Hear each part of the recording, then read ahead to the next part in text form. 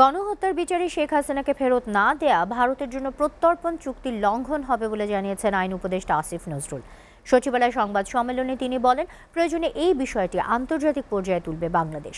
আইন উপদেষ্টা বলেন, এক সপ্তাহের মধ্যে 25 জেলায় চিহ্নিত 2,500 সহ ফেব্রুয়ারির মধ্যে সব গায়েবী ও রাজনৈতিক মামলা প্রত্যাহার করা হবে। আর 2 সপ্তাহের মধ্যে সাইবার সিকিউরিটি আইনের সব মামলা প্রত্যাহার করা হবে বলেও জানান আসিফ নজরুল। তামান্না তাহসিন খানের প্রতিবেদন।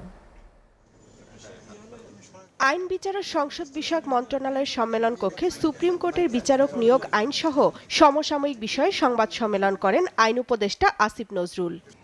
আমরা একটা মামলাও সরকারের পক্ষ থেকে করা হয়নি, কাজে 5ই আগস্টের আগের আর পরের মামলা একটু ডিফারেন্ট, এটা প্লিজ খেয়াল রাখবেন। আমরা এই ক্ষেত্রে ধরেন আমাদের স্বরাষ্ট্র মন্ত্রণালয় থেকে পুলিশকে বলা হয়েছে এই মামলাগুলা যখন হবে পুলিশ বস্তুনিষ্ঠতা প্রতিষ্ঠিত হওয়ার আগে কাউকে যেন গ্রেফতার না করে। তিনি বলেন, বিচারপতি নিয়োগে 6 সদস্যের সুপ্রিম জুডিশিয়াল অ্যাপয়েন্টমেন্ট কাউন্সিল গঠন করা হবে। এই কাউন্সিল হচ্ছে প্রধান বিচারপতির নেতৃত্বে সুপ্রিম কোর্টের আপিল বিভাগের 2 জন বিচারক, একজন অবসরপ্রাপ্ত, একজন ইনকামবেন্ট, হাইকোর্ট বিভাগের 2 জন বিচারক এবং অ্যাটর্নি জেনারেল, ওনাদেরকে নিয়ে একটা কাউন্সিল গঠন করা হবে।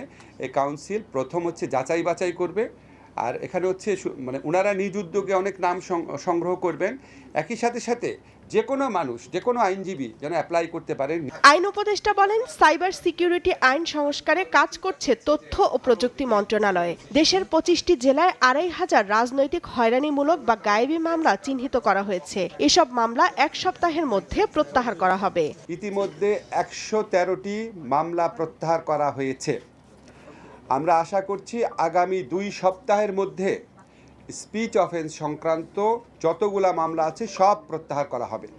যে এই 2,500-এরও বেশি যে মামলা আছে, এখানে লক্ষ লক্ষ আসামি আছে এবং এটা এক্সস্টিভ নাম্বার না। আরও অনেক জেলাতে আরও অনেক মামলা আছে এবং 25টি জেলাতেও আরও মামলার খোঁজ খবর নেওয়া হচ্ছে।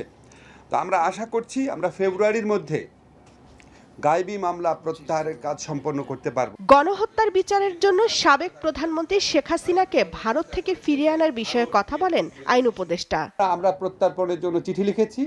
চিঠি লেখার পর ভারত যদি শেখ হাসিনাকে প্রত্যর্পণ না করে তাহলে এটা বাংলাদেশের সাথে ভারতের যে প্রত্যর্পণ চুক্তি সেটা সুস্পষ্ট লঙ্ঘন হবে। সেটা আমরা সেই ব্যাপারে আমরা বিশ্ব সমাজে কী পদক্ষেপ নেব সেটা আমাদের পররাষ্ট্র মন্ত্রণালয়ের মাধ্যমে ঠিক করা হবে। আর হচ্ছে আমরা রেড অ্যালার্ট জারি করা হয়েছে ইন্টারপোলের মাধ্যমে।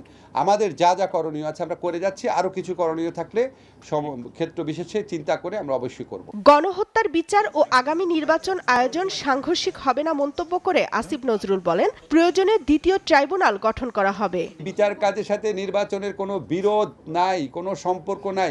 বিচারের গতিতে চলবে। তামান্না তাহসিন খান, এসএ টিভি, ঢাকা।